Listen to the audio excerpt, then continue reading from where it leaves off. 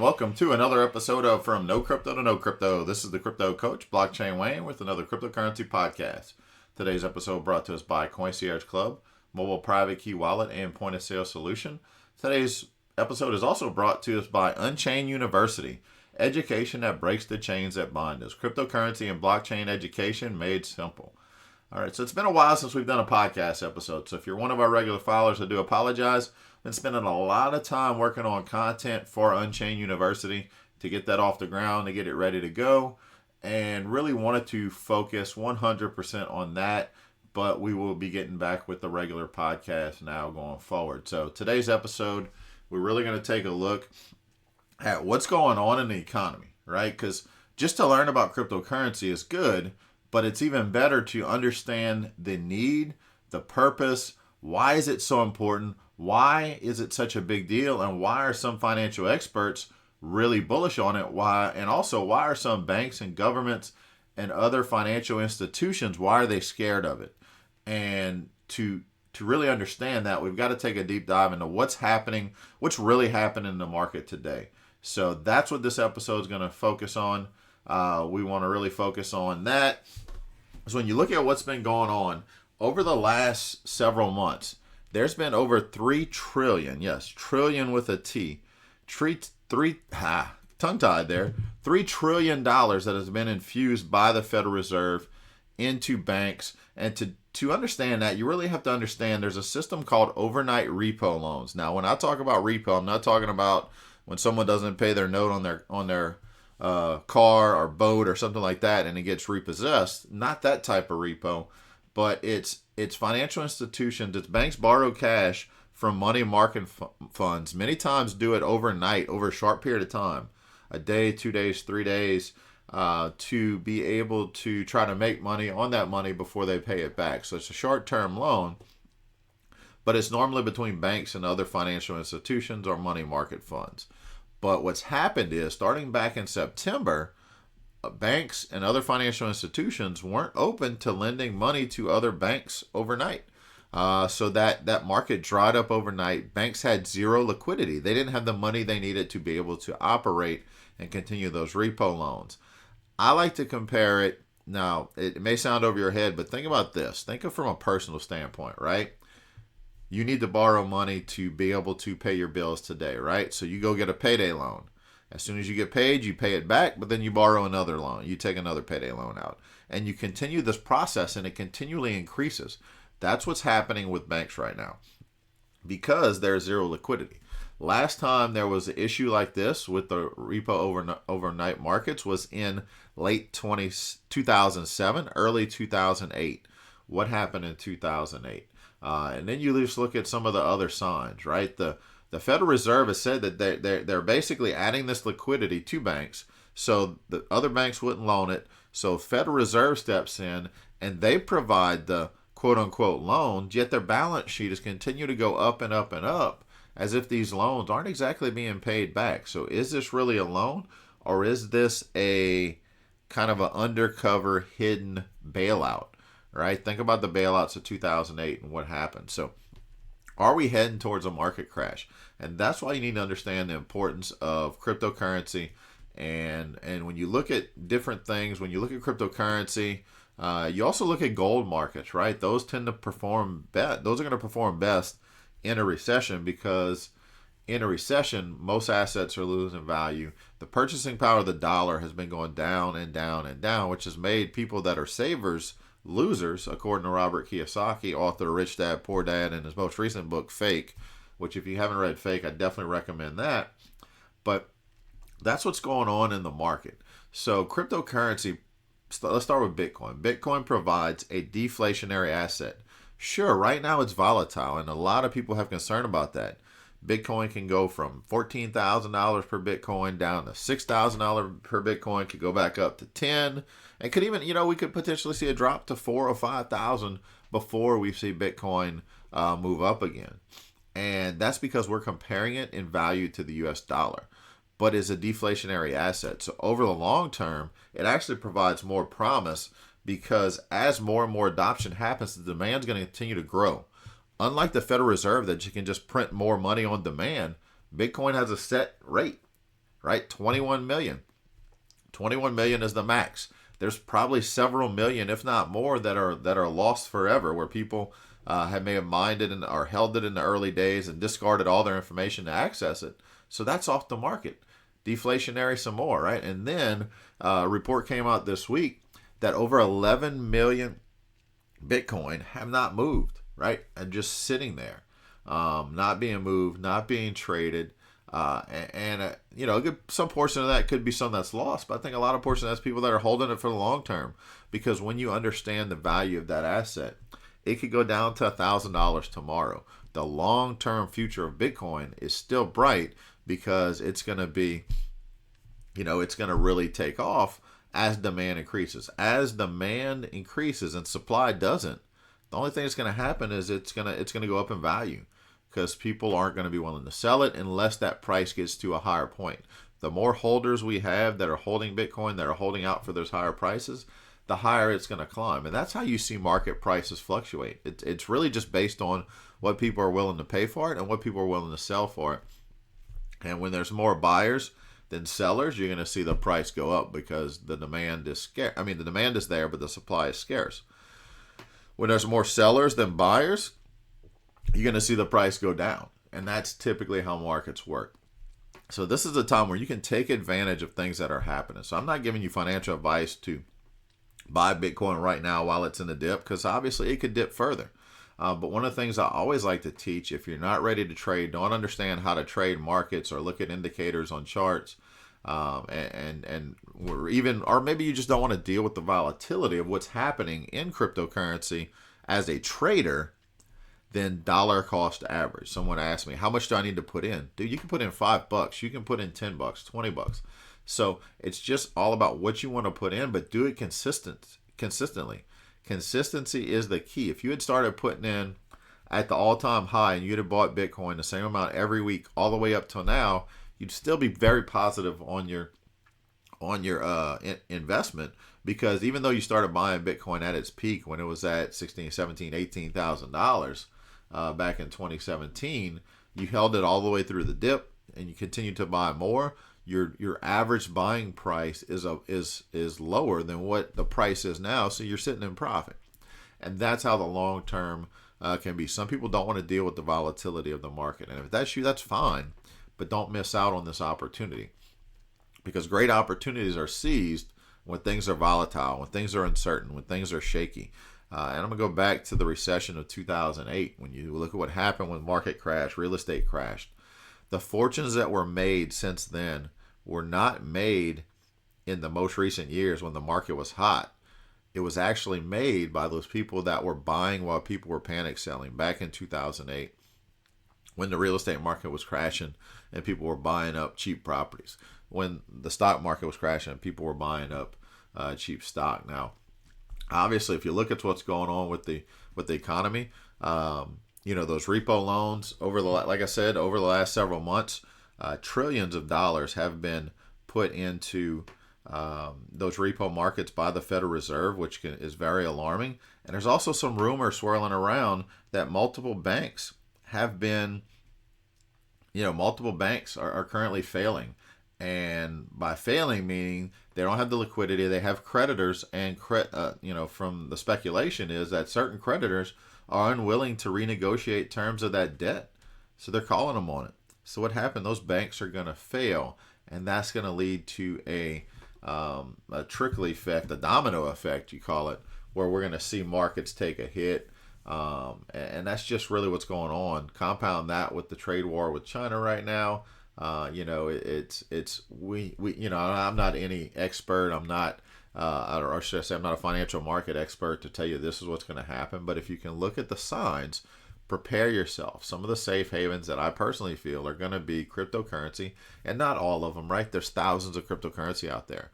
There's only a handful that are going to make it. So make sure you're looking at projects that have substance, have some use case, and also will have a demand, but compare the demand to what their supply is.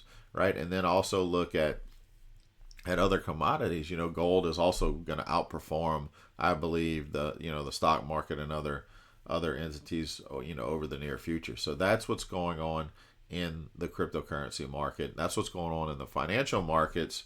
And I think a lot of times we're looking at these reports of the stock market's hitting all-time highs, and people think that's great, but your average investor, your ordinary investor, is going to be putting in money when the market's hot. Right now, things couldn't be better, so they just have this misbelief that it's just going to keep going up, and it won't. And so what's going to happen is it's going to crash, and the people that are going to win are going to be the ones that don't, if you're already holding through a crash, if you learn anything about market sales, if you have long-term belief in whatever you're invested in, then don't panic sell after it drops, right? That's the two biggest things that ordinary people do. They panic sell when the value of an asset drops, and they buy when it's at its peak price. And if you want to have extraordinary results, then you've got to drop the ordinary. You got to quit doing what ordinary people do. You've got to buy when blood is on the streets. So get prepared for what's going to happen. I'm not saying it's going to happen tomorrow or next month, but we are due for a recession. If you look at all the signs that are pointing at, then that's really what we're looking at. We're expecting to see, something big happen in the markets. And of course, banks and governments, they're scared of cryptocurrencies. They understand this will allow us to create our own economy outside of a government's control, which means peer to peer, right? So if I want to transact with you, I can send you cryptocurrency. I can send you Bitcoin, and nobody can stop that transaction. Now, think about as the adoption grows, and then you don't need to worry about cashing out Bitcoin or other cryptocurrencies to the US dollar, and I send you Bitcoin for payment for goods and services. You turn around, take that Bitcoin, and pay your suppliers that you get the raw materials from to make your goods and services. And then they're able to pay their bills and pay their employees with that, who then are in turn able to spend it back in the economy. Why do we need paper dollars? Paper dollars are just being abused and printed every day, and it's coming to a time where we've got to take control back, and you've got to also be planning how are you going to diversify, right? If you're holding money in stock markets and other assets like that, are you diversified? Are you really going to do what you have to do to make sure you protect yourself? Are you all in on certain things? So that's something that you really want to look at and make sure that you are truly understanding what's going on in the economy. The New York Fed just yesterday or a couple days ago added $98 billion to those repo markets. And some of the concerns from some of the articles I read say that it could be a year-end financial crisis. We could see it happen in December. So that's 40% of the Fed's balance sheet reduction was wiped out in just the last 2 months. Just giving you some facts there. The Federal Reserve Bank of New York continues to pump massive liquidity amid very heavy demand by banks for year-end funding. This is according to goldcore.com, one of the websites that I was reading about the repo markets. It started in September, like I mentioned, when there was, basically choked off from short-term lending between other banks and other financial institutions.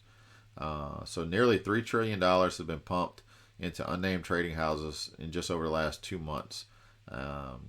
And massive currency injections also signal that there are significant problems in the plumbing of the interbank lending market and the wider financial system. Let's not forget the US dollar is also a world reserve currency used by many countries.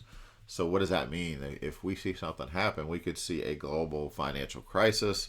Could it be in the scale of say 1929? It's possible, but make sure you are diversified. You're protecting yourself. Keep up what's going on in the market. Don't just listen to the news that's telling you stock market's at all-time high. Everything is great. Everything is good. There's some things that are going on that are good, absolutely, but you also have to be open to looking at what's going on that's bad. So that's just some things I wanted to point out with the repo market. Make sure you're understanding what's going on with cryptocurrency, what's going on with Bitcoin, because those are things that if you look at the short term, there's a lot of uncertainty, a lot of fear, a lot of doubt going into Bitcoin and other cryptocurrencies when we're just getting started. It's just getting started, and you're going to see this thing continue to go really up and up and up as use case, adoption, demand starts to happen, and we're seeing it happen every day. You're seeing traditional financial institutions creating cryptocurrency custody platforms, trading and derivative platforms, which I'm not really crazy about, but it's happening every day because they realize this is where the future's going. Bitmain, some guys that we know that I toured one of their early mining facilities here in the U.S. and they partnered with Bitmain and are opening one of the largest mining facilities in the U.S. out in Texas. A $40+ million investment, potentially more. And why do you think that amount of money would be going into mining equipment if cryptocurrency did not have a strong future, right? So you got to think about those things when that fear creeps in, when that uncertainty creeps in, when that doubt creeps in.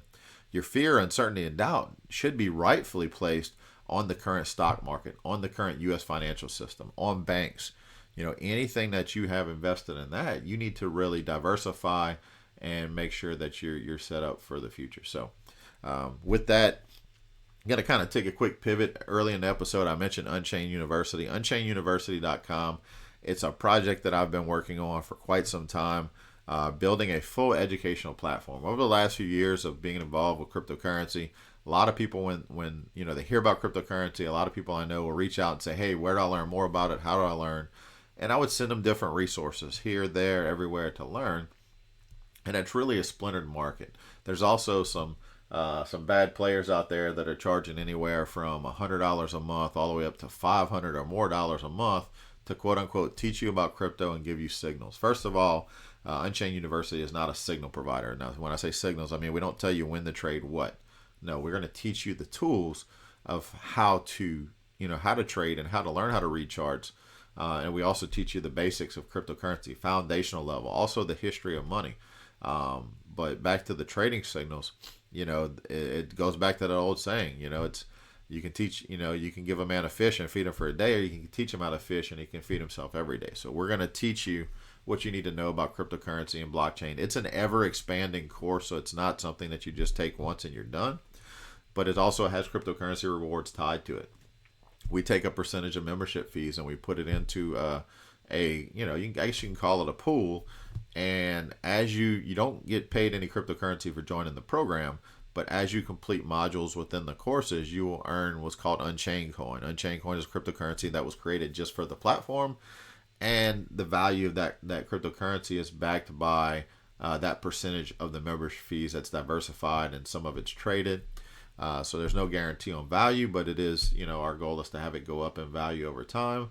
And then our roadmap for Unchained Coin down the road plans to have us expand and get certain other merchants and companies to accept Unchained Coin for either payment or discounts on their goods and services as well. So that's what's going on when it comes to Unchained Coin, Unchained University.